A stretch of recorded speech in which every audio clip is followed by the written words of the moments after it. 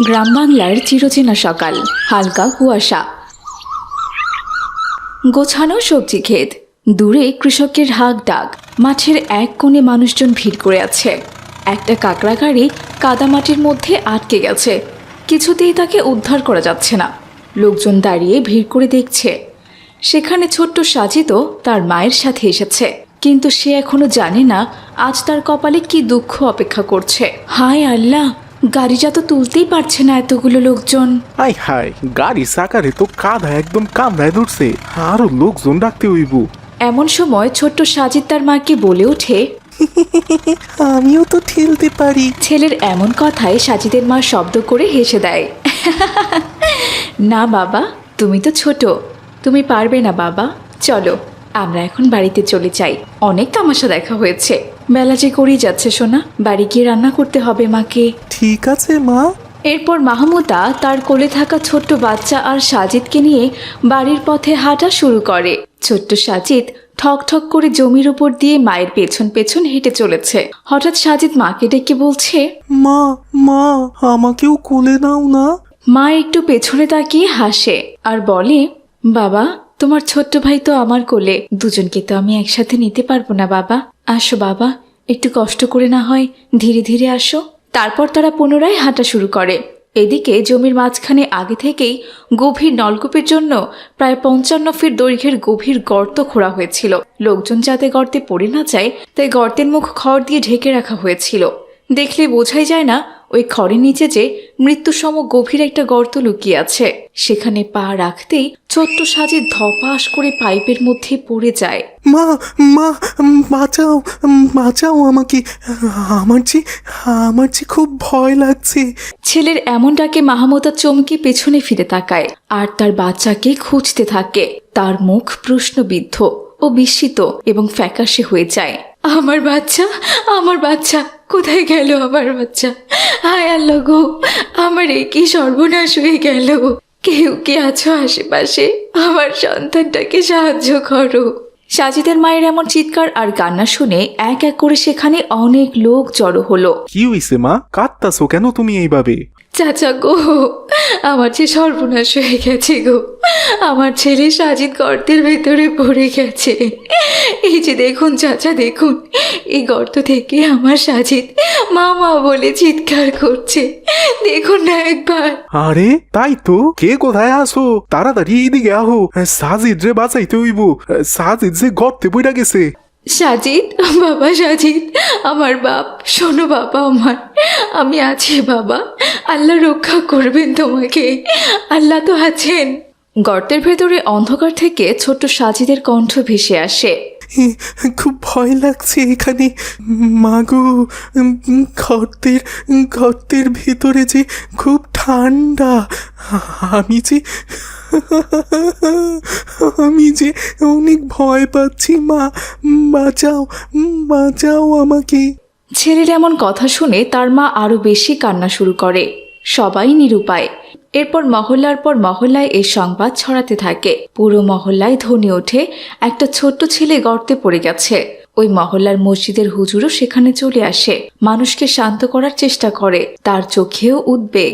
উপস্থিত যারা আছেন কেউ কান্না করবেন না, সবাই দোয়া করেন বাচ্চাটার জন্য। সে এখন যে অবস্থায় আছে, শুধু আল্লাহর কাছে তাকে পাওয়ার চেষ্টা করতে হবে আমাদের। ইন্না লিল্লাহি ওয়া ইন্না ইলাইহি রাজিউন পড়তে থাকো সবাই। হে আল্লাহ, তুমি দয়ালু, হে এই অসহায় মায়ের আর্তনাদ শুনে নাও আল্লাহ। মহল্লার মহিলারা হুজুরের কথাও শুনছে না, কান্না সবাই করছে, কিন্তু পুরুষরা সবাই দোয়া করছে। ছোট্ট বাচ্চারা দাঁড়িয়ে আছে। হঠাৎ দূর থেকে সাইরেনের শব্দ। ফায়ার সার্ভিস আসে তড়িঘড়ি করে। সবার মুখে আশা, দুশ্চিন্তার মিশ্র প্রতিক্রিয়া। সবাই পিছু হটেন বলছি, পাইপের গর্ত খুবই গভীর, বাচ্চা ভয় পেতে পারে। আমরা ক্যামেরা নামাচ্ছি, দেখি সে কোথায় আছে। কালো অন্ধকারের ফাঁকে দেখা যায় ছোট্ট সাজিদ দেয়ালে হাত দিয়ে আটকে আছে। স্যার, ও তো এখনো বেঁচে আছে, আলহামদুলিল্লাহ। ফায়ার সার্ভিস ম্যানের এমন কথায় মায়ের চোখে আশার ঝিলিক দেয়। মা কান্না চেপে বলেন, বাবা গো, বাবা একটু সাহস রাখো বাবা, তোমার মা এখানে আছে বাবা, তুমি একদম ভয় পাবে না। তারপর ফায়ার সার্ভিস পাইপের পাশে নতুন করে নিরাপদ আরেকটা গর্ত খনন শুরু করে। উৎসুক জনতা সবার চোখে আতঙ্ক। এই যেন এক যুদ্ধ।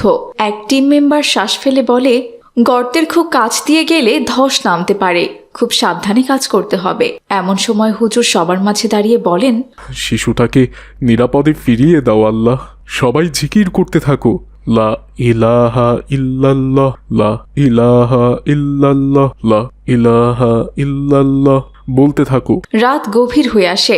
ফায়ার সার্ভিসের লোকেরা ক্লান্ত, কিন্তু থামে না তাদের কাজ। গর্ত খোঁড়া প্রায় শেষ। একজন গর্তে রশি নামায়। সাজিদ রশিটা ধরে, আমি আমি আমি যে আমি যে আর পারছি না মা। উফ, আমার যে হাত ব্যথা করছে। এই কথা শুনে মায়ের আর্তনাদ আরও বেড়ে যায়। ইয়া আল্লাহ, আমার সন্তানকে তুমি শক্তি দাও, তুমি আমার সন্তানকে রক্ষা করো, নিরাপদে ফিরিয়ে দাও আমার সন্তানকে, আমার কাছে ফিরিয়ে দাও। এরপর এক ফায়ার ফাইটার সবার দিকে তাকায়, গর্ত আরেকটু প্রশস্ত করো। অবশেষে টিমের একজন সাবধানে রশিটা শিশুটার কোমরে বেঁধে দেয়। 1 2 3, ধীরে ধীরে টানো, এবার ধীরে টানো। এ সময় সকলের হৃৎপিণ্ড যেন থেমে যায়। ধীরে ধীরে রশি উপরে উঠছে, আরো উপরে। হঠাৎ একজন চিৎকার করে ওঠে, দেখা যাইতাছে, দেখা যাইতাছে, সাজিদকে দেখা যাইতাছে। এরপর রশির সাথে সাজিদের ছোট্ট মাথাও বের হয়ে আসে। আলহামদুলিল্লাহ, বাচ্চা জীবিত আছে। এরপর উপস্থিত সকলে আনন্দে উল্লাসে মেতে ওঠে। মা তার ছেলেকে কোলে তুলে নিয়ে কান্নায় ভেঙে পড়েন। গ্রামবাসীর চোখে পানি চলে আসে। ফায়ার ফাইটার টিমের অনেক সদস্য কান্না চেপে রাখে। দেখলে তোমরা, দোয়া কখনো বিফলে যায় না। যেখানে মানুষের হাত থেমে যায়, সেখানে আল্লাহর রহমত ঠিকই কাজ করে। মাগো, আমি সেখানে অনেক ভয় পেয়েছিলাম। না বাবা, আর ভয় নেই, আল্লাহ আমাদের সাথে ছিলেন, তিনি তোমাকে রক্ষা করেছেন বাবা। এরপর সাজিদকে হাসপাতালে নেওয়া হয় এবং প্রাথমিক চিকিৎসা দেয়া হয়। সাজিদ এখন সম্পূর্ণ সুস্থ।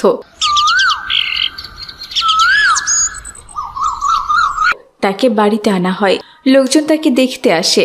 মহল্লার বাচ্চারা তাকে ঘিরে ধরে বলছে, সাজিদ ভাই আমাদের মাঝে ফিরে এসেছে, আমাদের মাঝে ফিরে এসেছে, আলহামদুলিল্লাহ। হুজুর পাশে দাঁড়িয়ে বলেন, শোনো সবাই, সাবধানতা ইমানের অংশ। আজ আমরা দেখলাম তো একটি গর্ত কত বড় দুর্ঘটনা তৈরি করতে পারে। বিপদে আল্লাহর দরজাই একমাত্র ভরসা। মানবিকতা ও দোয়া, এই দুটোই আল্লাহর রহমতকে আরো বাড়িয়ে দেয়। দুঃখের বিষয় ছোট্ট সাজিদ আমাদের মাঝে আর নেই। আমরা সবাই আশা করেছিলাম সে ফিরে আসবে, কিন্তু সে চলে গেছে না ফেরার দেশে, আল্লাহর কাছে। এই স্মৃতি এখন আমাদের হৃদয়ে ভয়াবহ ছাপ রেখে গেছে। যখন ছোট্ট সাজিদ গভীর গর্তে পড়েছিল, পুরো মহল্লা এক পরিবারে পরিণত হয়েছিল। একজন মায়ের কান্না, ছোট ভাইয়ের দৃষ্টিতে আশার রেখা, মানুষের ছোটাছুটি সবই দেখিয়েছে বিপদ কখনো পূর্বাভাস দিয়ে আসে না। কিন্তু সেই দুঃসময়ে গ্রামবাসীর একতা, হুজুরের দোয়া এবং ফায়ার সার্ভিসের নিষ্ঠার প্রদর্শন আবারও প্রমাণ করলো ভালোবাসা, মানবতা এবং দোয়াই মানুষের প্রকৃত শক্তি। এই দুর্ঘটনা শুধু ভয়াবহ স্মৃতি নয়, বরং সতর্কতার, ইমানের এবং মানবিকতার এক অমূল্য শিক্ষা। খোলা গর্তের ছোট অবহেলা কত বড় বিপদ ডেকে আনতে পারে তা সবাই উপলব্ধি করেছে। আজ আমরা বুঝেছি বিপদের সময় আল্লাহর উপর ভরসা, দোয়া এবং একে অপরের পাশে থাকা সত্যিকারের শক্তি। এই গল্প শুধু একটি দুর্ঘটনার নয়, এটি আল্লাহর রহমত, মানুষের ঐক্য এবং জীবনের প্রতি সতর্কতার চিরন্তন বার্তা। তাই আমি এই গল্পের নাম দিয়েছি সাজিদের গল্পটা এমনও তো হতে পারত। রসুলপুর মহল্লায় রিয়াদ আর কালু নামের দুই ছাগলের মাংস বিক্রেতা বাস করত। রিয়াদ খুবই ভালো ছেলে ছিল। সে 5 ওয়াক্ত নামাজ আদায় করত এবং ভালো ছাগলের মাংস বিক্রি করত। আর অন্যদিকে কালু ছিল খুবই খারাপ মানুষ। সে সারাদিন মহল্লায় ঘুরে ঘুরে অসুস্থ ছাগল সংগ্রহ করে সে ছাগলগুলো জবাই করে মাংস বিক্রি করত। বাবা রিয়াদ, তাড়াতাড়ি আমাকে 5 কেজি মাংস দাও তো বাবা, বাড়িতে মেহমান এসেছে। আমার ছোট বোন জামাই, ওরা আবার তোমার দোকানের খাসির মাংস ছাড়া খেতেই চায় না। তোমার খাসির মাংসগুলো খুব সুস্বাদু হয়। কোত্থেকে এত সুন্দর খাসি তুমি জোগাড় করো বাবা? চাচা, আপনাদের দোয়াতেই তো আমার ব্যবসাটা চলছে। আমি গ্রামে ঘুরে ঘুরে সবচেয়ে সেরা দেশি খাসি সংগ্রহ করি। আমার সেল বেশি দরকার আর লাভ কম। সবাইকে ভালো মানের মাংস খাওয়াতে পারলে খুব শান্তি লাগে। হ্যাঁ বাবা, ঠিকই বলেছ। এজন্যই তো সবসময় তোমার দোকান থেকে আমি ছাগলের মাংস কিনি। ওদিকে কালু তার ছাগলের মাংস বিক্রি করার জন্য চিৎকার করছে। কি ব্যাপারটা কি হইতাছে? সেই সকাল থেকে চিৎকার করতাছি, কিন্তু কোনো খদ্দেরকে আমার কাছে নিয়ে আইতে পারলাম না। এইটা কোনো কথা? খদ্দের না এলে আমি মাংস বিক্রি করবো কার কাছে? ওদিকে রিয়াদের প্রায় মাংস শেষ হইতে চললো। এই নাও বাবা তোমার খাসির মাংসের টাকা, সাথে 50 টাকা বেশিও দিয়েছি, ওটা তোমার বকশিস, রেখে দাও বাবা। আচ্ছা ঠিক আছে চাচা, আসসালামু আলাইকুম। ওয়ালাইকুম আসসালাম। যদি না আসে গভীর রাতে প্রভুর প্রেমে কি ব্যাপার ব্যাপারী সাহেব, রোজ রোজ শুধু রিয়াদের দোকান থেকে মাংস কিনলেই হইব? আমার থেকেও তো একটু মাংস কিনতে পারেন নাকি? আরে না না কালু, তোমার দোকানের মাংস আমি আর জীবনেও কিনবো না। একবার তোমার দোকানের মাংস কিনে বাড়িতে নিয়ে যেয়ে রান্না করার পর সে কি পচা দুর্গন্ধ, সেইবার তোমার চাচি আমার উপর খুব রাগ করেছিল। তারপর থেকে আমি কিরা কেটেছি, তোমার দোকান থেকে আর জীবনেও মাংস আমি কিনবো না। আরে ব্যাপারী সাহেব, কি যে কন না, আসলে ওই ছাগলটা অসুস্থ ছাগল ছিল, কিন্তু গৃহস্থ আমাকে সেই কথা জানায় নাই। ভিতরে ছাগলের মাংস যে পয়সা গেছিল সেটা আমি কি কইরা বুঝমু? যখন ছাগলের মাংস সবাই খাইয়া ফেললো তখন না বুঝতে পারছি। এখন তো আমি গ্রাম থেকে বাইসা বাইসা সেরা ছাগলগুলো নিয়ে আসি। তা দিমু নাকি আজকে আপনার 1 কেজি মাংস? তার আর দরকার নেই, আমি যথেষ্ট মাংস নিয়েছি, আজকে হয়ে যাবে, আমি এখন গেলাম। এই কথা বলে রমজান ব্যাপারী সেখান থেকে চলে গেল। রমজান ব্যাপারী চলে যাওয়ার পর কালু হতাশ হয়ে তাকিয়ে রইল। না, এইভাবে চলতে থাকলে তো আমি আর ব্যবসাই করতে পারুম না। আমার এই ব্যবসার উপরে কত যে ঋণ আছে, তার উপর বাড়িতে চাল ডাল নিয়ে যাইতে হইব। সারাদিনে বেচা কেনা নাই, এই মাংস তো রাই খাও দেওন যাইব না, রাখলেও তো পয়সা গইলা নষ্ট হয়ে যাইব। কি করা যায় এখন? কিছুই তো বুঝতে পারতাছি না। এই কথা বলে কালু ভাবতে লাগলো কি করে এই রিয়াদকে ফাঁসানো যায় আর ওকে ওর ব্যবসা থেকে সরিয়ে দেওয়া যায়। ভাবতে ভাবতে হঠাৎই কালু একটা দারুণ বুদ্ধি পেয়ে গেল। পাইছি পাইছি, এবার বাসাদন দেখব তুই কি কইরা এখানে ব্যবসা করস আর আমার থেকে কি কইরা রেহাই পাস। এখন শুধু একটা সঠিক সময়ের জন্য অপেক্ষা করতে হইব। কি ব্যাপার কালু ভাই, কি নিয়ে হাসাহাসি করছো? আজকে ব্যবসা ভালো তো, এজন্যই তো মনে হচ্ছে মন মেজাজ খুব ভালো, তাই না? মিয়া, আমার ব্যবসা দেখা মজা নাও তাই না? সকাল থেকে এখন পর্যন্ত তো 1 কেজি মাংস বিক্রি করতে পারলাম না, তোমার জন্যে আর কি। আর তুমি কইতাছো আমার ব্যবসা ভালো? ব্যবসা কইরা তো তুমি ফাটাইয়া দিলা মিয়া। আল্লাহর উপরে ভরসা রাখো কালু ভাই, আল্লাহ ঠিক একদিন তোমাকেও দেবে। সেই আর কবে দেবে? তোমার জন্য তো ব্যবসা করতেই পারতাছি না মিয়া, সব ব্যবসা তো তুমি একাই করো, আমারে সুযোগ দাও কোথায়? হ্যাঁ, কি যে বলো না কালু ভাই, আল্লাহ যতটুকু রিজিকে রেখেছেন ততটুকুই তো সবাই পাবে, শুধু আল্লাহর উপর ভরসা রাখতে হবে। সেই ভরসাতেই তো আছি, দেখি আল্লাহ কবে আমারে দেন। এমনি করে আরো বেশ কিছুদিন কেটে গেল। কালু দিন দিন হতাশায় নিমজ্জিত হয়ে যাচ্ছে, কারণ প্রতিদিনই তার মাংস ফেলে দিতে হচ্ছে। তার মাংস কোনোদিন পুরো বিক্রি করতে পারছে না। প্রতিদিন এত লস খেয়ে কালুর মাথা খারাপ হয়ে গেল। একদিন কালু দেখলো একটা মহিলা রিয়াদের দোকান থেকে মাংস কিনছে।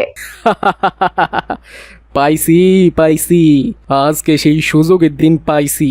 মহিলার শরীরে দেখতাছি বেশ অলংকারও আছে, দেখে মনে হইতাছে কোনো প্রবাসীর বউ হইব, আর কাছে মোটা অঙ্কের টাকা পয়সাও তো মনে হয় আছে। আজকে এই সুযোগটা আমার নিতেই হইব। এখন শুধু আমি গিয়া ওই গাছটার পেছনে লুকায়া পড়ি আর পুলিশরে আগে ভাগে একটা ফোন কইরা রাখি। এই কথা বলে কালু চলে গেল একটু সামনে আর একটা গাছের পেছনে গিয়ে লুকিয়ে পড়লো। এদিকে মহিলাটা রিয়াদের দোকান থেকে মাংস কিনে মাংস নিয়ে বাড়ি ফিরছিল। মহিলা যেই না কালুর সেই গাছের কাছে আসলো, অমনি কালু হাতে থাকা ছুরি দিয়ে আঘাত করলো। মহিলা চিৎকার করে মাটিতে লুটিয়ে পড়লো। আরে কি হলো? হঠাৎ চিৎকারের শব্দ ভেসে আসলো, তাও আবার মহিলা মানুষের চিৎকার। না না, আমার এখান থেকে যে মহিলাটা গেল তার কোনো বিপদ হলো না তো? এই কথা বলে রিয়া তাড়াহুড়ো করে তার হাতে থাকা রক্তমাখা ছুরিটা নিয়ে সেখানে চলে গেল, আর গিয়ে দেখলো মহিলার শরীরের রক্ত দিয়ে রাস্তা ভেসে গেছে। আরে আরে, কি হলো হঠাৎ? এক্ষুনি তো উনি আমার দোকান থেকে মাংস কিনে নিয়ে বাড়ি যাচ্ছিল, হঠাৎ কে তার বুকে ছুরি মারলো? আশেপাশে তো কাউকে দেখছি না, কে কোথায় আছো? বাঁচাও, বাঁচাও! উনাকে তাড়াতাড়ি হাসপাতালে নিয়ে যেতে হবে। কে কোথায় আছো? বাঁচাও, বাঁচাও! কাজ তো হইয়া গেছে, আশেপাশে কেউ নাই, কেউ বাঁচাতে আসবো না, পুলিশে ফোন কইরা দিছি। আসমানে থাকো প্রভু, আমি জমিনে। ওই দেখুন স্যার, ওই যে রিয়াদ, ওই মহিলারে খুন কইরা ওনার থেকে সকল টাকা পয়সা হাদায় নেওয়ার চেষ্টা করতেছে। তাড়াতাড়ি ওরে গ্রেফতার করেন স্যার। ওই বদমাস, তোর এত বড় সাহস, তুই আমার থানার এরিয়ায় দিন দুপুরে মানুষ খুন করেছিস? এই কনস্টেবল, অ্যারেস্ট করো এই বেটাকে। এরপর রিয়াদকে পুলিশ অ্যারেস্ট করে গাড়িতে তুলল। রিয়াদ অনেক বোঝানোর চেষ্টা করলেও পুলিশ ওর কথাই শুনলো না। তারপরে তাকে থানায় নিয়ে যাওয়া হলো। এদিকে রিয়াদের স্ত্রী মা খবর পেয়ে ঘটনাস্থলে এসে দেখে ইতিমধ্যে তার ছেলেকে থানায় নিয়ে যাওয়া হয়েছে। হায় আল্লাহ, এ কি কথা! আমার ছেলে এই কাজ করতেই পারে না। আমার ছেলে কোনোদিনও মানুষ খুন করতে পারে না। এখানে নিশ্চয়ই কোনো রহস্য লুকিয়ে আছে। এই যে বুড়ি, বেশি কথা কইও না, আমি নিজ চোখে দেখছি তোমার ছেলেই এই মহিলারে টাকার জন্য খুন করছে, আর তুমি আইছো বকবক করতে। তুমি কি দেখছো তোমার ছেলে খুন করে নাই? এখন তোমার ছেলের ফাঁসি হইব, ফাঁসি। কিন্তু রিয়াদের মা কিছুতেই মানতে পারছিল না যে তার ছেলে খুন করেছে। তারা পুলিশের কাছে গেল। আমার কিচ্ছু করার নেই, হাতে নাতে প্রমাণ পেয়েছি, আপনার ছেলের তো ফাঁসি হবে। এরপর রিয়াদের মা উকিল খুঁজে বেড়ালো, কিন্তু কেউ তার ছেলের কেস নিতে চাচ্ছিল না। এদিকে হাসপাতালে নিয়ে গেলে হঠাৎই অলৌকিকভাবে মহিলাটি বেঁচে গেল। তারপর তাকে চিকিৎসা দিয়ে সুস্থ করা হলো। আমাকে যে খুন করার চেষ্টা করেছিল সেই লোককে কি গ্রেফতার করা হয়েছে মা? হ্যাঁ আম্মু, তোমাকে তো ওই আঙ্কেলটাই খুন করার চেষ্টা করেছিল, যার থেকে তুমি মাংস কিনেছিলে, তাই না? ওনাকে তো সেদিনই গ্রেফতার করা হয়েছে, কিন্তু ওনার মা বলছিল উনি নাকি খুন করেনি। কি বলছো মা? আমি যার থেকে মাংস কিনেছি সে তো আমাকে খুন করতে চায়নি। খুন করতে চেয়েছিল তো অপর পাশে যে লোকটা বসেছিল মাংস বিক্রি করছিল সেই লোকটি। তাই নাকি আম্মু? তাহলে ওই আঙ্কেলটা নির্দোষ? পুলিশ তাহলে একজন নির্দোষ মানুষকে ধরেছে, তার তো ফাঁসির আদেশ হয়েছে আম্মু। আমাদের তো তাকে বাঁচানো উচিত। কি বলছো মা? তার ফাঁসির আদেশ হয়ে গেছে? হায় আল্লাহ, আমার জন্য একজন নির্দোষ মানুষের ফাঁসি হবে এটা আমি চাই না। আমাকে এক্ষুনি থানায় নিয়ে চলো মা। এরপর মহিলাকে থানায় নিয়ে যাওয়া হলো। এদিকে রিয়াদের মা আর কোনো উপায় না পেয়ে নামাজে বসে আল্লাহর কাছে শুধু দোয়া করছে। হে আল্লাহ, তুমি মহান। আমার বিশ্বাস আমার ছেলে কাউকে খুন করতে পারে না। ওকে আমি কোনোদিনও সেই শিক্ষা দেইনি। ছোটবেলা থেকেই ও 5 ওয়াক্ত নামাজ পড়ে, মানুষের সব সময় উপকার করতে চায়। সে কি করে মানুষ খুন করতে পারে? এখানে নিশ্চয়ই কোনো রহস্য লুকিয়ে আছে। তোমার কুদরতি শক্তি দিয়ে আমার ছেলেটাকে উদ্ধার করো আল্লাহ, উদ্ধার করো। আরে ম্যাডাম, আপনি তো খুন হয়েছিলেন, কি করে বেঁচে গেলেন? আসলে আল্লাহ আমাকে অলৌকিকভাবে বাঁচিয়ে দিয়েছেন। আমারও বিশ্বাস হচ্ছে না আমি কি করে বেঁচে গেলাম। তবে আপনারা যাকে ধরে নিয়ে এসেছেন সে আমাকে খুন করতে চায়নি। খুন করতে চেয়েছিল পাশে যে মাংস বিক্রি করত সেই লোকটি। কি বলছেন ম্যাডাম? ওই লোকটি তো ফোন করে আমাদের একে ধরিয়ে দিয়েছে। এখানেই তো রহস্য লুকিয়ে আছে স্যার। আমার বিশ্বাস ওই লোকটির সাথে এনার কোনো পূর্বের শত্রুতা ছিল, এজন্যই উনি আমাকে খুন করে একে ফাঁসিয়ে দেওয়ার চেষ্টা করেছে। হ্যাঁ, আমারও তাই মনে হচ্ছে। কনস্টেবল, এক্ষুনি যাও, ওই লোকটিকে ধরে নিয়ে এসো। এরপর কনস্টেবল গিয়ে কালুকে ধরে নিয়ে গেল। আর কালু সে মহিলাকে দেখে আবল তাবল বলতে লাগলো। আরে ম্যাডাম, আপনি বাইসা গেলেন কি কইরা? আপনি তো মারা গেছিলেন। হ্যাঁ, আমি তো মারাই যাচ্ছিলাম। আর তুমি আমাকে মারতে চেয়েছিলে। তুমি আমাকে কেন মেরে ফেলতে চেয়েছিলে বলো তো? ম্যাডাম, আমারে মাফ কইরা দেন। আপনার সাথে আমার কোনো শত্রুতা ছিল না। শত্রুতা যা ছিল ওই রিয়াদের সাথে ছিল। আমি আর রিয়াদ একসাথে মাংস বিক্রি করতাম। সবাই ওই রিয়াদে থেকে মাংস কিন্তু এজন্যই আমি চাইতাছিলাম ওরে জেলে পাঠায় দিয়া আমি একা মাংস বিক্রি করুম, যাতে আমি অনেক লাভে ব্যবসা করতে পারি। এরপর রিয়াদকে ছেড়ে দেওয়া হলো আর কালুকে যাবজ্জীবন কারাদণ্ড দেওয়া হলো। এদিকে রিয়াদ তার মায়ের মোনাজাত শেষ না হতেই বাড়িতে পৌঁছে গেল। মা, আর কেঁদো না, এই দেখো আমি ফিরে এসেছি। তুমি ফিরে এসেছো বাবা। আল্লাহ, তুমি আমার কথা রেখেছো। তুমি আমার দোয়া কবুল করেছো। তোমার দরবারে লাখ লাখ শুকরিয়া। আমি যে আমার ছেলেকে ফেরত পেয়েছি। এরপর থেকে রিয়াদ আবারও তার মা ও স্ত্রীকে নিয়ে সুখে শান্তিতে বসবাস করতে লাগলো।